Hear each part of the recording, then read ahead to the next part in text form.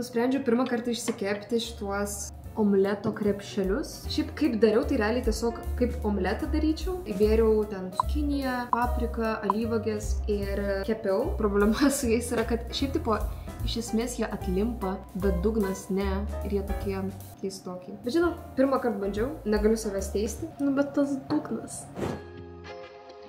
Šiandien vykome į Banfą, kuris yra vienas turistiškiausių Kanados miestų ir iš tikrųjų ne šiaip savo. Jis yra prie Banfo nacionalinio parko, kuris pasirodo, kad yra pirmas Kanados nacionalinis parkas ir jau nuo seniai žmonės ten vyko atostogauti, slidinėti, žygiuoti po kalnus ir šiandien tą varėme daryti ir mes.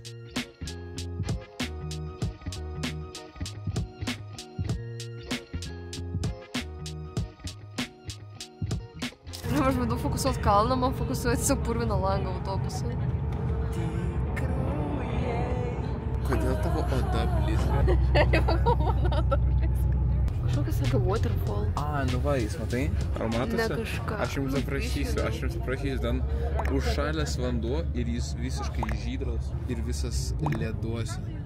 Ką tik mes atvarėme į Banfą. Čia šiaip biškį šalčiau negu aš galvojau, nes tu parašė -12, -8, kas yra visai dar normaliai iš tikrųjų, kaip haikui, ypač nes vis tiek tu judi, tu sušylė. Bet kažkaip žinokit, gana šalta, gana pilka, bet mes norim pavalgyti, tai... Jį nori pavalgyti. Žinot, aš kol reikia autobuso, manęs paklausė, ar aš valgysiu su jo bantą. Tai kad nereikia čia. O, yra kažkoks kenantas ice cream. Žiūrėkit. Ir pas jūs kažkaip labai su karvėm obsesija, pažiūrėk. Žiūrėk, čia viskas su karvėm. Aš pirmą kartą matau... Neatrodo kaip silikoninė. Negalima gerti iš silikono, nes mikroplastikai. Tie ledai kainuoja $12, kas yra apie 8 eurus. Padarintas 8 eurai. Very dairy chocolate cherry, coconut cream pie, bet blambas šiaip skoniai skamba labai skaniai. Žodžiu, mano sesė šiaip labai mėgsta visus dalykus su karvėm ir aš dabar šitą prisiminiau, kai užėjom parduotuvę, tai aš dabar bandau išrinkti jai kažką. Koinės yra kind of banalu, bet jos žiauriai faina šiaip. Blamba, šitas šiaip pakietas tikrai, aš tokių gal net pati norėčiau. Čia paėmiau kažkokį praline, čia pekanai. Lėktuvėlis. Ai, čia man. Žinai, kame geras dalykas valgyti ledus Banfe? Jie niekad neištirps. Nuo 1 iki 10. Ar jie gali būti tikri? Čia gali būti rimtai sviestas. 9 už tai, kad jis manęs paprašė tipsų už tai, kad tiesiog ledų įdėjo. 8 iš 10. Aš tikiu, kad galėtų būti geriau, bet šiaip labai skanu. Ir ypač kaip tokiai vietai, nes aš tikėjausi, kad čia, žinot, bus tiesiog turistiniai kažkokie tipo cheminiai ledai, bet jie tokie realiai skanus.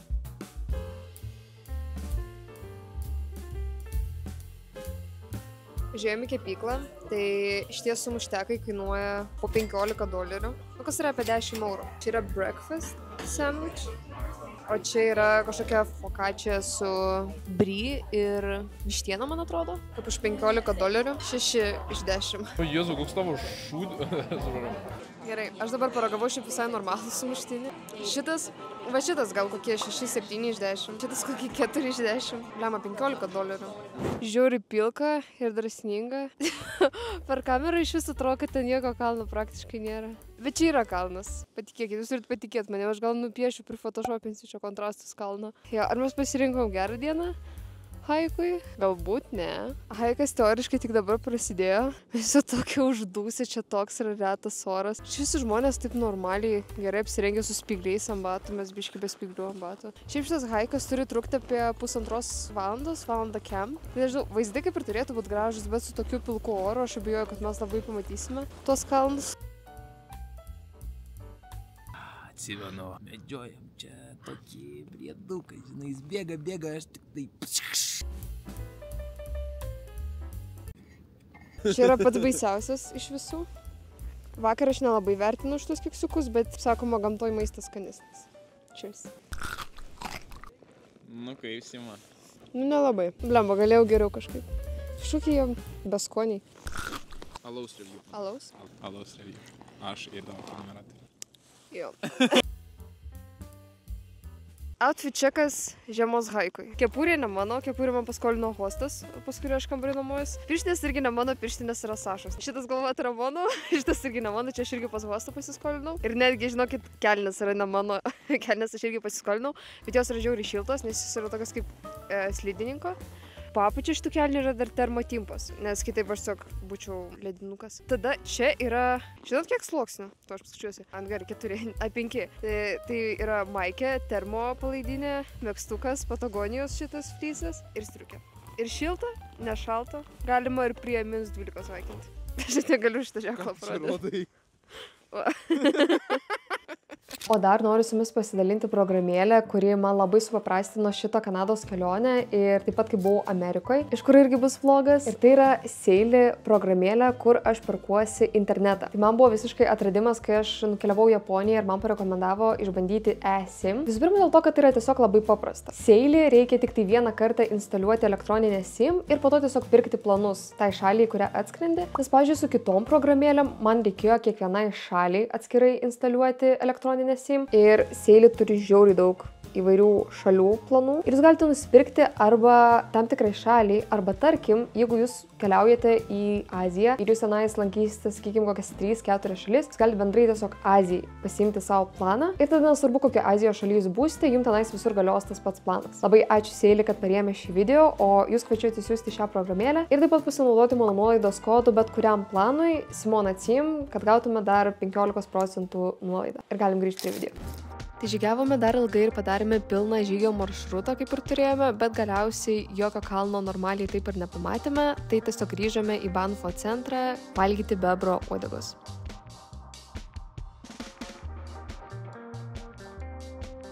Čia yra vienas skaniausių mano ragautų desertų. Čia yra bebro uodega arba beaver tail.